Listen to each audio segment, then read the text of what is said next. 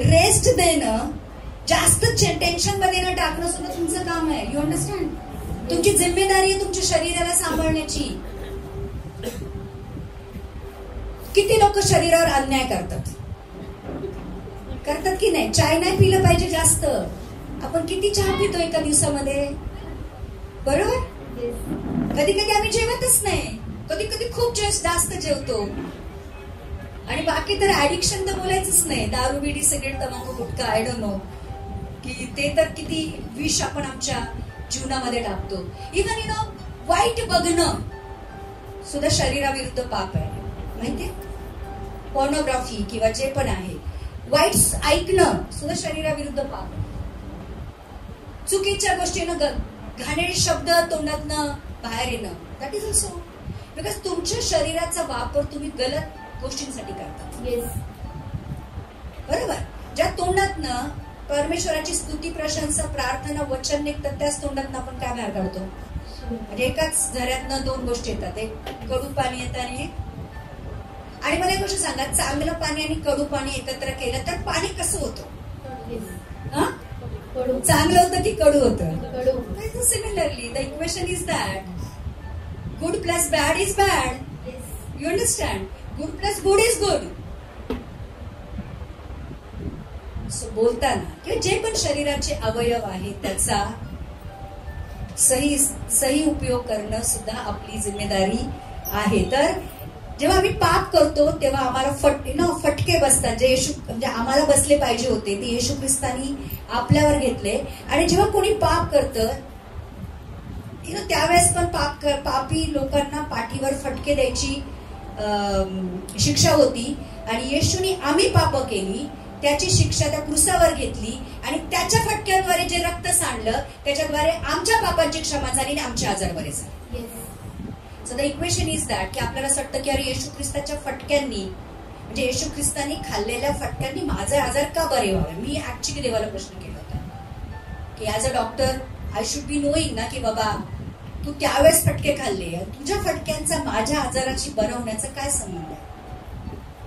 पापाची शिक्षा फटके होती. म्हणजे त्यावेळेस जेव्हा कोणी पाप करायचं तर फटके देऊन सोडून दिलं जायचं. इव्हन पिलात पण सांगत होते की त्याला फटके मारून सोडून द्या, त्याला पुसप देऊ नका. बरोबर? तर पाप केलं की फटके बसतात. आम्ही पाप केली, फटके येशू ख्रिस्ताने खाली, त्याच्या रक्त जे सांडलं त्या रक्ताद्वारे माझे पाप माफ झाले आणि माझ्या आजारांना बरं केलं. तर म्हणून येशूने कुठलेच पाप केले नव्हते, परंतु त्यांनी फटके खाल्ले आणि जे फटके त्यांनी खाल्ले आणि पापाद्वारे जे आजार आले त्यांना येशू ख्रिस्ताच्या रक्ताद्वारे बरं केलं गेलं. आणि म्हणून इब्रीकरास पत्राचं 4 अध्यायाचं 12 वचन हे सांगतं. इब्रीकरास पत्र 4 अध्याय 12 वचन हे सांगतं की परमेश्वराचं वचन, कारण देवाचे वचन जिवंत आणि समर्थ व कोणत्याही दुधारी तलवारीपेक्षा तिखट आणि जीव व आत्मा, सांधे व मज्जा यांना मध्ये भेदून आरपार जाणारे आणि अंतःकरणातील विचार व भावना यांचा निवाडा करणारे आहे. आणि ते लिहिलंय की परमेश्वराचं वचन जिवंत, समर्थ आणि कुठल्याही दुधारी तलवारीपेक्षा तीक्ष्ण आहे. तर तिखट लिहिलंय. तर जेव्हा आम्ही कबूल करतो की येशूच्या फटके खाल्ल्याने माझे आजार बरे होतात, हे काय वचन आहे. बरोबर? आता हे वचन काय आहे? जिवंत आहे, समर्थ आहे, म्हणजे त्याच्यामध्ये ताकद आहे. आणि तिसरी गोष्ट ते दुधारी तलवारीपेक्षा तीक्ष्ण आहे. दुधारी तलवार माहितीये तुम्हाला काय असते? दुधारी तलवार अशी टेकवली तरी ती आरपार जाते. म्हणजे आपण बघितली नाही कधी, पण त्याचं वचन बोलतं की जेव्हा आम्ही विश्वासाने ते वचन कबूल करतो त्या वचनामध्ये स्वतःला जे वचन बोलतात ते प्रूव्ह करायची ताकद आहे. वचनामध्ये ताकद आहे. म्हणजे बायबल मधलीच वचनं अशी फक्त वचनं आहेत जे ते बोलतात तेच होतं. म्हणजे त्या वचनामध्ये स्वतःची अशी सामर्थ्य आहे की ते जे बोलतात ते खरं होतं. आम्ही किती वेळा बोलतात ते खरं होतं का? आम्ही खूप बड्या गोष्टी, मोठ्या गोष्टी बोलतो, पण खऱ्या होतात का? मी हे करेल, मी ते करेल, होतं नाही. पण वचन जेव्हा बोललं जातं, कारण ते परमेश्वर आहे, ते जिवंत आहे, ते सामर्थ्यशाली आहे, ते ते दुधारी तलवारीपेक्षा तीक्ष्ण आहे. जेव्हा आम्ही आजारासाठी कबूल करतो ते वचन त्या आजारामध्ये घुसतं आणि त्या आजाराला बाहेर काढतं. म्हणून इथे लिहिलंय की जे वचन जे दुधारी तलवारीपेक्षा तीक्ष्ण आहे ते जीव व आत्मा, सांधे व मज्जा यांना जाते. मज्जा कुठे असते माहिती तुम्हाला? हाडांच्या मध्ये जे सॉफ्ट भाग असतो ना, आपण जेव्हा मटण खातो तेव्हा टकटक करून नाही का ते मधलं पडतं. बरोबर ना, असंच करून खातात ना ते, किंवा असं करून खातो ना आपण. दॅट इज मज्जा अँड दॅट इज तो शरीराचा सगळ्यात आतमधला भाग असतो. बरोबर. तो वचन असं सांगतं की हे इतकं जिवंत, समर्थ आणि दुधारी तलवारीपेक्षा तीक्ष्ण आहे की ते सांधे आणि मज्जामधनं पण जातं. आणि मग विचार करा, जे वचन सांगतं की माझे आजार येशूच्या फटक्यांनी बरे झालेले आहेत, आता ते वचनामध्ये स्वतःची ताकद आहे. बरोबर. आता ते वचन तुमच्या सांध्या आणि मज्जातनं पार होतं. जेव्हा ते पार होतं, तो जो आजार आहे त्याला ते बरं करत जातं. म्हणून जेव्हा आम्ही हे वचन कबूल करतो तेव्हा ते आम्हाला बरं करतं. म्हणून जेव्हा आपण वचन कबूल करणार विश्वासाने कबूल करा. आणि ते काम करतं, ते काम करतं. फक्त वचनाला काय पाहिजे? विश्वासाची, आपल्यामध्ये तेवढा विश्वास पाहिजे की जे वचन आहे ना ते परमेश्वर आहे. आता मी त्या आजारामध्ये परमेश्वराला पाठवतोय. बरोबर. आणि परमेश्वर कुठल्या आजारामध्ये घुसला तर तिथं ते आजार राहील. As simple as that. तर म्हणून जेव्हा आम्ही वचन कबूल करतो तेव्हा प्रियांनो ती विश्वासाने कबूल करा. आणि ती जे आहे ना, वचन असं सांगतं यशाच्या पुस्तकामध्ये की ज्या कामासाठी परमेश्वर वचन पाठवतो ते काम केल्याशिवाय ते वचन परत परमेश्वराकडे जातं. सो परमेश्वरामध्ये इनबिल्ट असं सामर्थ्य आहे की ते जे बोलतं ते करतं.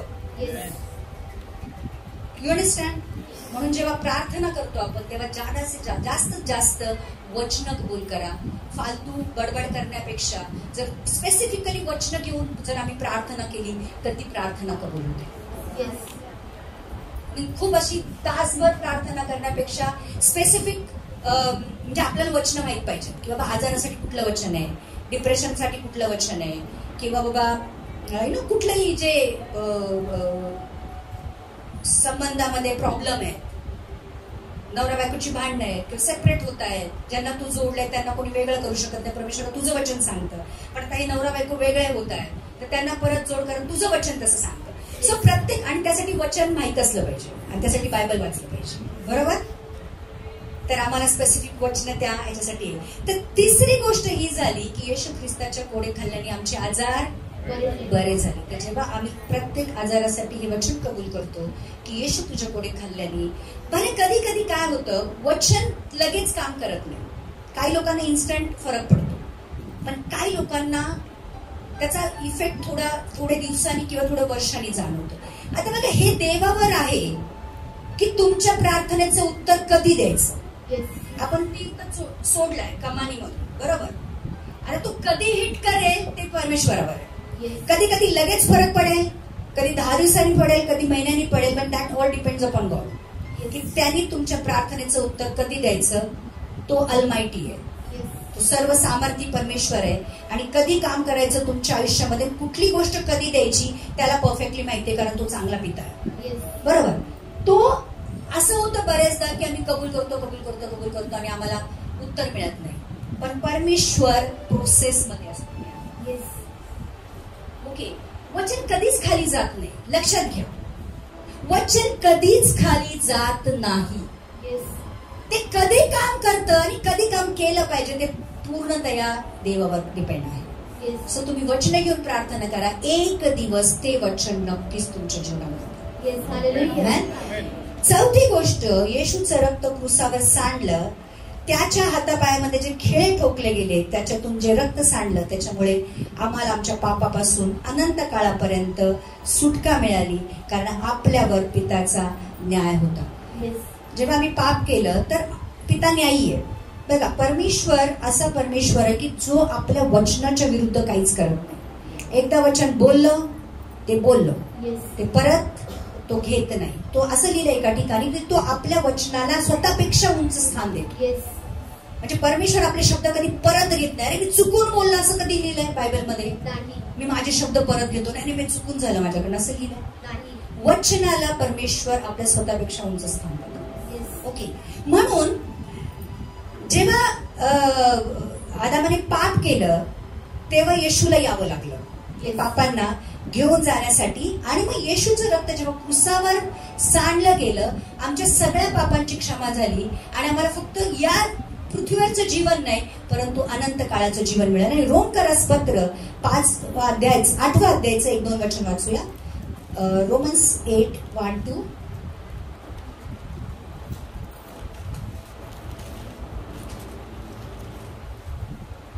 यावरून जे ख्रिस्त येशूमध्ये आहेत, जे देहाप्रमाणे वागत नाही तर आत्म्याप्रमाणे वागतात, त्यांना आता न्यायदंड नाही.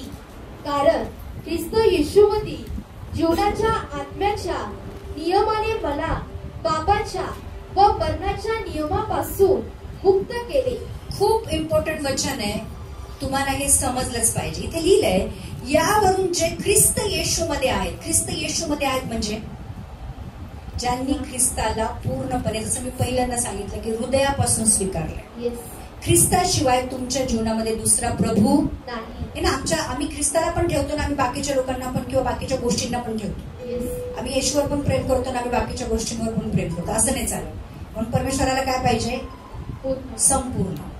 त्याला थोडं पण नॉट 1% पण नाही पाहिजे असं.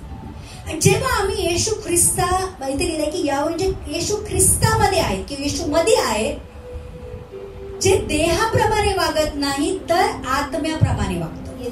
म्हणजे जेव्हा आम्ही येशू ख्रिस्ताला पूर्णपणे स्वीकारतो तेव्हा आम्ही स्वतःच्या इच्छा नाही, परमेश्वराच्या इच्छा.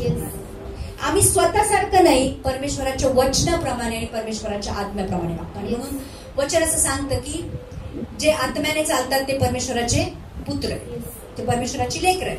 तर जो आत्मा आम्हाला विश्वासाद्वारे मिळालाय, जेव्हा त्या आत्म्याने आम्ही चालतो, आम्ही स्वतःच्या शरीराचे गोष्टी पूर्ण न करता आत्म्याने सांगितलेल्या गोष्टी पूर्ण करतो. त्यांच्यासाठी असं लिहिलेलं आहे, त्यांना आता न्यायदंड नाही.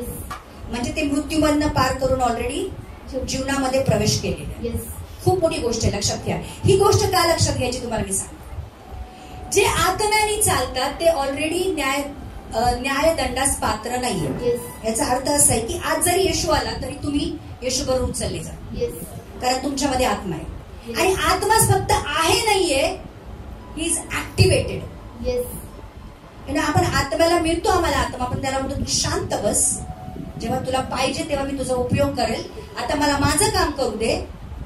जेव्हा आत्म्याचं काम असेल तेव्हा तुला मी सांगतो. असं नाही. परमेश्वराचा आत्मा आमच्या प्रत्येक गोष्टीमध्ये ऍक्टिव्हेटेड पाहिजे. आणि जेव्हा परमेश्वर येशू ख्रिस्त येईल, जेव्हा ऍक्टिव्हेटेड आत्मा बघेल त्यावेळेस उचलले जाईल. किंवा त्या ऍक्टिव्हेटेड आत्म्याबरोबर जर आम्ही मेलो तर पहिले आम्ही उठवले जाऊ जेव्हा येशू. म्हणजे न्यायदंड जो आहे, जो 7 वर्षाचा ट्रिब्युलेशन पिरियड आहे, तो पण असणार आहे आमच्यासाठी प्रियांनो. आणि मग ते व्हाईट थ्रोन सिंहासनच्या समोर परमेश्वर आम्हाला, सफेद सिंहासनाच्या समोर आम्हाला कुठे घेऊन जाईल? स्वर्गामध्ये. तर बोलायचं म्हणजे परमेश्वराचं वचन हे सांगतंय, कारण ख्रिस्त येशू मधील जीवनाच्या आत्म्याच्या नियमाने मला पापाच्या व मरणाच्या नियमापासून मुक्त केलं. म्हणजे जेव्हा आम्ही आत्म्याने चालतो तेव्हा आम्ही परमेश्वराच्या वचनाने चालतो, कारण वचन पण आत्म्याने लिहिलेलं आहे. जेव्हा आत्म्याने चालतो तेव्हा स्पेशली वचनाने चालायची जरूर नाही पडत, कारण आत्मा आम्हाला सत्याच्या मार्गाने घेऊन जातो, कारण तो सत्याचा आत्मा आहे. जस्ट अंडरस्टँड दिस सत्य हे असं समजून घ्या, एक गुपित हे समजून घ्या की जेव्हा मी आत्म्याने चालतो, आत्म्याने बायबल लिहिलेलं आहे बरोबर. पवित्र आत्म्याच्या प्रेरणेने बायबल लिहिलं गेलेलं आहे बरोबर. पवित्र आत्मा सत्याचा आत्मा, पवित्र आत्मा येशूचा आत्मा आहे बरोबर. जेव्हा आम्ही आत्म्याने चालतो तेव्हा आम्ही राईट डिरेक्शननी चालतो. आणि जेव्हा आम्ही राईट डिरेक्शननी चालतो तेव्हा आम्ही स्वर्गाच्या मार्गावर चाललेलो असतो. आणि मग जेव्हा आम्ही स्वर्गाच्या मार्गावर चाललोय, इथे आलो, येशू आला, आम्ही उचलले गेलो. इथं आलो, आम्ही मेलो, गाडले गेलो जेव्हा पहिले उठू तर आम्ही उठले जाऊ. येशू मतलब येशू येईल तर पहिले आम्ही उठले जाऊ. Yes. तर तुम्ही आता कुठला मार्ग स्वीकारलाय, आत्म्याचा की शरीराचा, त्याच्यावर डिपेंड करतं की जेव्हा येशू येईल तेव्हा तुम्ही कुठे राहा. येस. म्हणून जे लोक आत्म्याने चालतात किंवा जे वचनाने चालतात, वचन पण आत्मा लिहिलंय. वचन काय आत्मा आहे. तर जेव्हा वचनाने किंवा आत्म्याने आम्ही चालतो प्रियांनो, आम्ही परमेश्वराच्या मार्गावर. येस. बरोबर. आणि मग आम्हाला न्यायदंड नाहीये, कारण आम्ही ऑलरेडी येशू ख्रिस्ताबरोबर स्वर्गात जाणार, 7 वर्ष राहणार, मग खाली येणार. मिलेनियमचं 1000 वर्षाचं राज्य आहे. आम्ही देवाबरोबर राहणार. येस. तर आमच्यासाठी मग न्यायदंड नाहीये. तर येशू ख्रिस्ताच्या रक्ताद्वारे आमची सगळी पाप माफ झाली, येस. क्लिअर झाली, धुतली गेली. अशी धुतली गेली की आम्ही कधी पाप केलंच नाही. म्हणून इफिस्कराचं पत्राचं 2 अध्यायाचं 8वं वचन सांगतं, इफिशियन्स 2:8,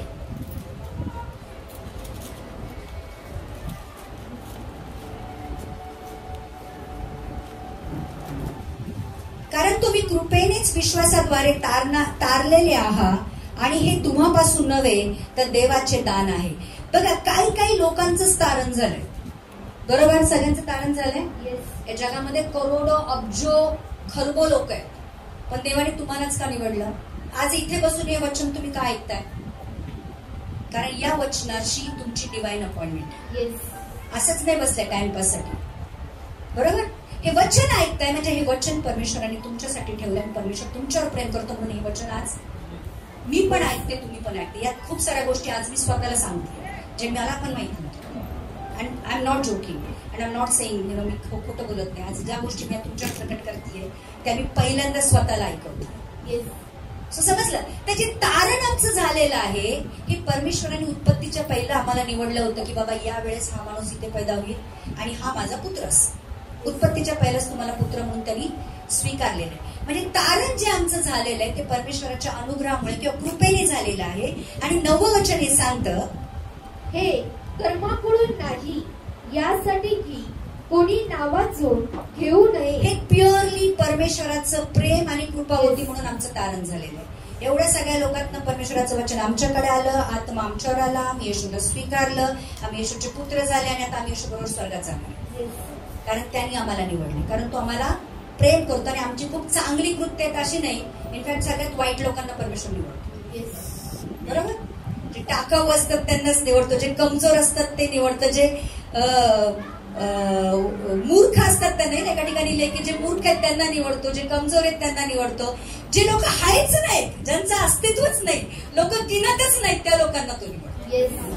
कारण त्याचा अनुग्रह, त्याची जी सामर्थ्य त्यांच्यामध्ये पूर्ण व्हावी. आणि 13वं वचन हे सांगतं, 2:13, परंतु जे तुम्ही पूर्वी दूर होता ते तुम्ही आता ख्रिस्त येशू ख्रिस्ताच्या रक्ताने जवळ केलेले आहात. आम्ही पित्यापासून दूर होतो पापामुळे, कारण एकच गोष्ट आम्हाला आम्हाला पित्यापासून वेगळं करते, ते म्हणजे आमची पाप. पाप गेली, येशूने ती पाप घेतली. म्हणजे जो बॅरियर होता दोन गोष्टीमध्ये, जी भिंत होती, जो पडदा होता, म्हणून जेव्हा येशू ख्रिस्त मेला तेव्हा काय झालं? पडदा फाटला. पवित्र आणि अतिपवित्र स्थानामधला जो पडदा आहे तो फाटला. म्हणजे आम्हाला आता बकऱ्यांच्या रक्ताद्वारे नाही तर येशूच्या रक्ताद्वारे पवित्र अतिपवित्र स्थानामध्ये डिरेक्टली प्रवेश नाही. आता आम्हाला कुणाची जरूर नाही, कुठला याजक, कुठला पास्टर किंवा कुणाचीही जरूर नाही, कुणाच्याही याच्याने नाही. येशूच्या रक्ताद्वारे आम्ही डायरेक्टली पित्याकडे जाऊ शकतो, कारण येशू ख्रिस्ताने ती खंडणी दिलेली आहे आणि आम्ही येशू पित्याच्या पवित्र अतिपवित्र स्थानामध्ये जाऊ शकतो. आणि असं लिहिलेलं आहे. परत एकदा वाचायचं वचन, परंतु जे तुम्ही पूर्वी दूर होता ते तुम्ही आता ख्रिस्त येशू ख्रिस्ताच्या रक्ताने जवळ केलेले आहात. आणि म्हणून सगळ्यात महत्वाची गोष्ट आज ही शिकून जायची आहे की माझा एक असा बाप आहे जो स्वर्गामध्ये बसलेला आहे, जो माझ्यावर एवढं प्रेम करतो की त्यांनी मला मिळवण्यासाठी आपल्या पुत्राला क्रूसावर दिलं. अंडरस्टँड? कोणी प्रेम करू नको करू या दुनियामध्ये काय फरक नाही पडत. जो प्रेमाचा उगम आहे, जो सांगतो मी प्रेम आहे, तो तुमच्यावर प्रेम करतो. तुमची काळजी तुमचे घरचे किंवा कोणी घेणार नाही, तुम्ही स्वतःची एवढी काळजी घेणार नाही, एवढं तो तुमची काळजी घेईल. आणि म्हणून मला ती वचनं खूप आवडतात की त्यांनी आम्हाला आमची जी छबी आहे ती कुठे कोरली आहे, तो आम्हाला बुबळांच्या प्रमाणे सांभाळतो. तो आम्हाला नेहमी समोर ठेवतो. जसं एखादं छोटं बाळ असतं, ते खेळत असतं, आईचं लक्ष त्याच्यावर असतं, किती कामात असले तरी बरोबर देतं. तसं परमेश्वराचं लक्ष तुमच्यावर आहे कंटिन्युअसली 24 आवर्स. एक मिनिट नाही, एका क्षणासाठी सुद्धा तुम्हाला तो नजरेआड होऊन देत नाही. मागण्याच्या आधी तुम्हाला देतो. उद्याची जरूरत त्याला माहिती की काय त्यांनी आजच पुरी करून ठेवलेली असते. स्वर्गामध्ये पण तुमच्यासाठी घरं बनवतो.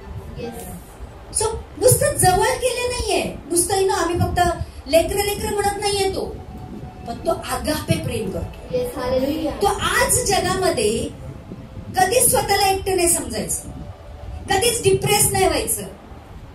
कुणी काही करो, काही बोलो, काय फरक पडत नाही. मला प्रेम करणारा वरती बसलाय, मला देणारा वरती बसलाय. दुनिया तुम्हाला काय देत नाही, तुमचं काम तुम्हाला काय देत नाही, परमेश्वराने दिल्या वाचून तुम्हाला काय मिळत नाही असं वचन सांग. श्वास पण परमेश्वराने दिला, वेळ पण परमेश्वराने दिला, जीवन परमेश्वराने दिलंय. विचार करा, श्वास बंद म्हटलं की बंद, सगळं संपलं, खतम, दी एंड. पण आज जीवन सुंदर दिलंय परमेश्वर. म्हणून कधीच ना जीवनाला दोष देऊ नका. येशूने तुमचं जीवन खरेदी केलंय, त्याच्यासाठी खूप मोठी किंमत मोजली आहे. तुमचं जीवन असंच नाहीये फालतूमध्ये, की फालतू गोष्टींमध्ये आणि उदासीनतेमध्ये आणि रडत रडत घालवायला की अरे माझ्याच आयुष्यात का, माझंच असं का, कपाळ कुठलं, वॉटेवर जे आपण काय बोलतो ना, माझ्या नशिबातच लिहिलंय, असंच होणार आहे. नशीब बिशीब काय नसतं. परमेश्वराने ऑलरेडी कुंडलीवरती लिहून ठेवली जी चांगली आहे. तर म्हणतो तुमच्यासाठी माझी योजना तुमच्या भल्याची आहे, नुकसानची नाहीये. तुम्हाला एक चांगलं भविष्य आणि आशा देणार. प्रत्येक गोष्ट तुमच्यासाठी भलाई उत्पन्न करेल, कारण तुम्ही परमेश्वरावर प्रेम करता आणि त्यांच्याद्वारे निवडले गेलेले आहे. कानांनी ऐकलं नसेल, डोळ्यांनी बघितलं नसेल, कुणाच्या मनामध्ये आले नसतील, अशा गोष्टी परमेश्वराने तुमच्यासाठी तयार करून ठेवलेल्या आहेत. कारण तो प्रेमळ पिता आहे.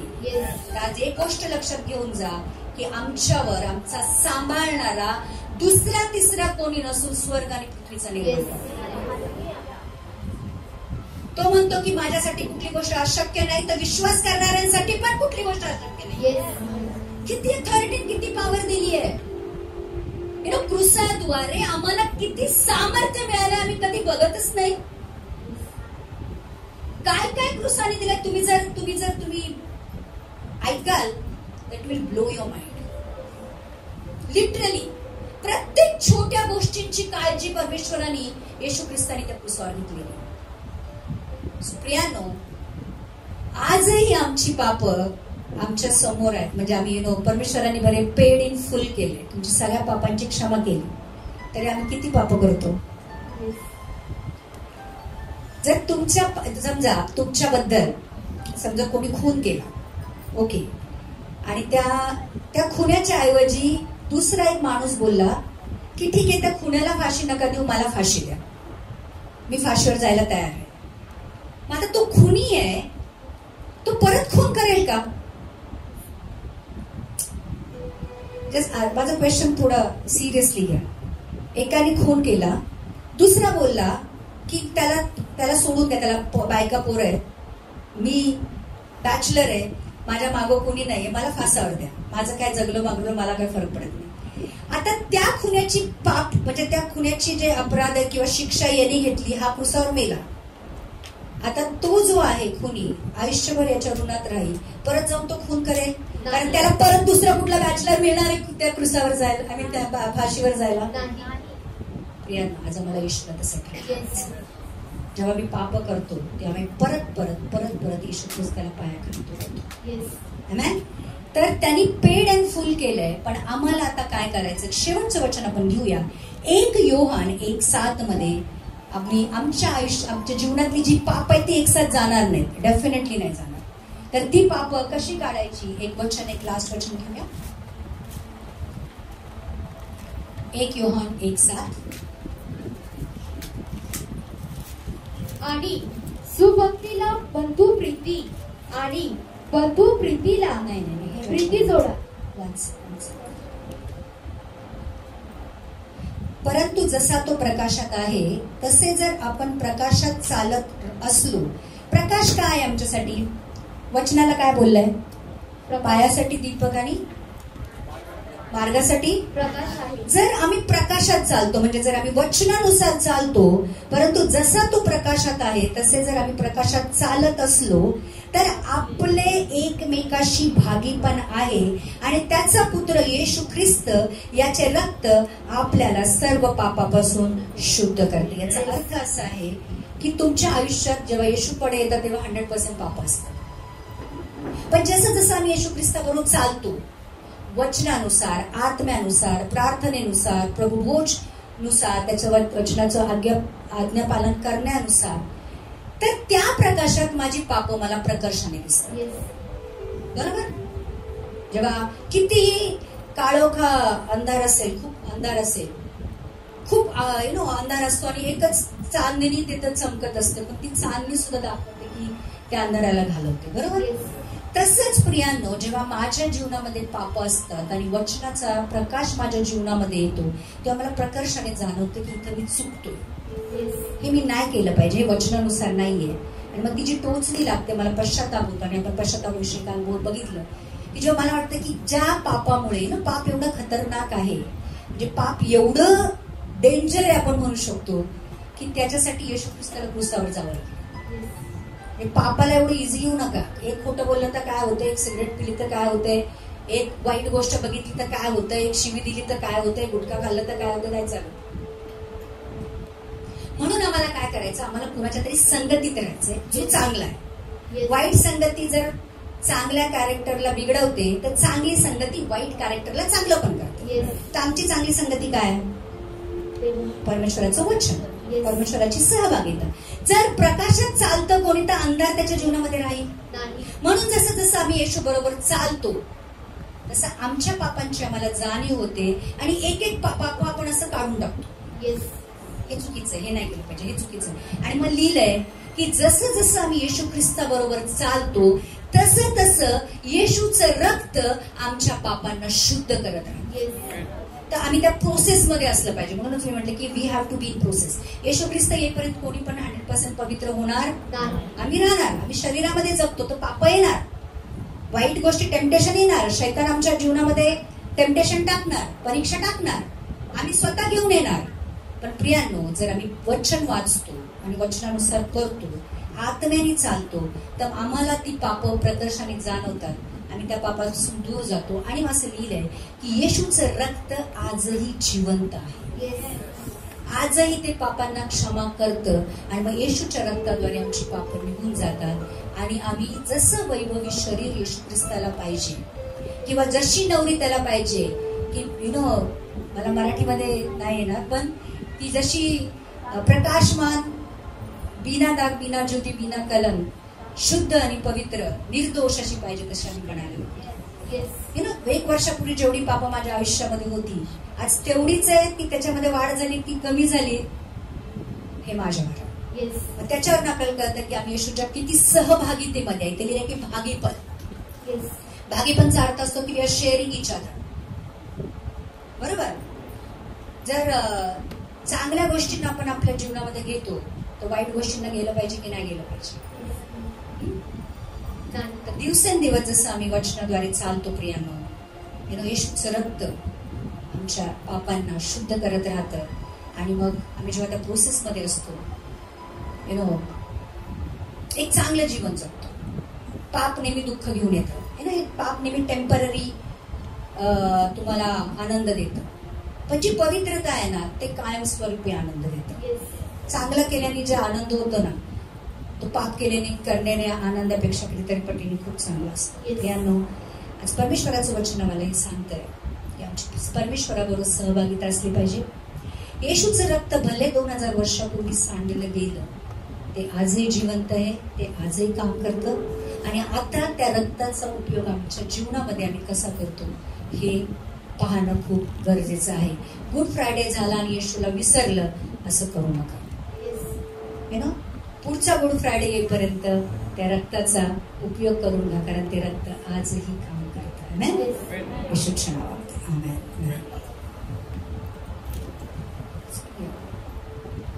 Jesus, thank you.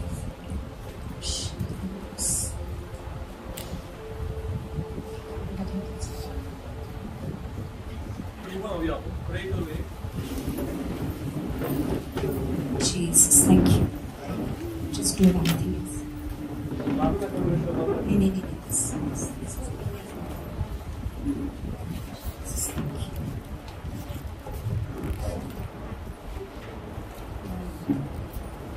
Thank you, Jesus.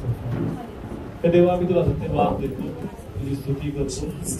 धन्यवाद आज संधी दिली का आम्हाला एकत्र गेलो. आपल्या वचनाद्वारे आम्हाशी बोलला प्रभू, तुझा गौरव करतो.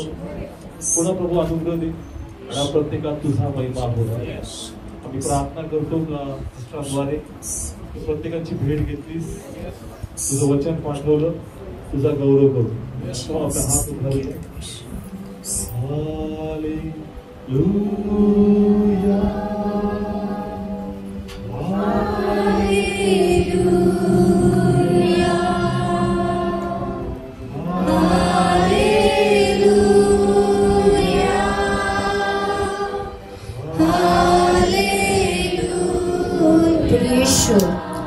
आजही तुझं रक्त प्रभू जिवंत आहे प्रभू. आज आम्ही ऐकलेले प्रभूजी, आज इथे जितके पण लोक बसलेले आहे प्रभूजी, सगळ्यांचे ऍडिक्शन स्पेशली आम्ही प्रार्थना करतो Prabhuji.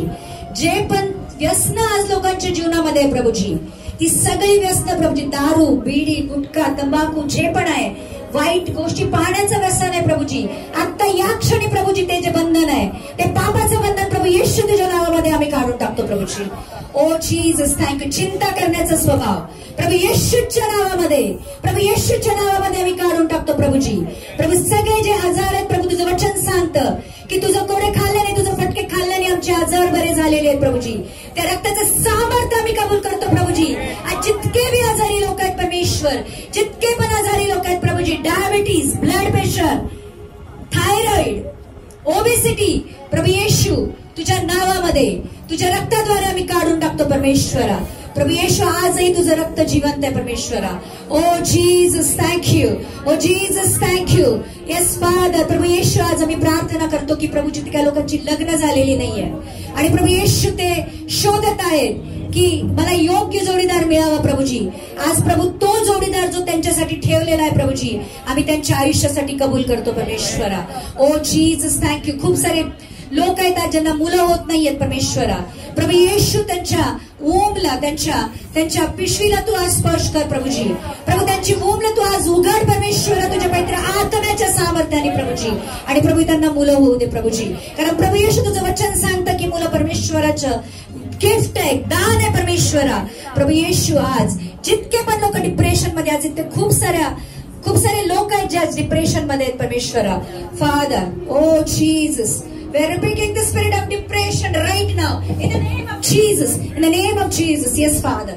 Ola da bashiha babalagadi alala, oli alala bashikiti alala, basahalagadi alala. Jesus, power of the Holy Spirit.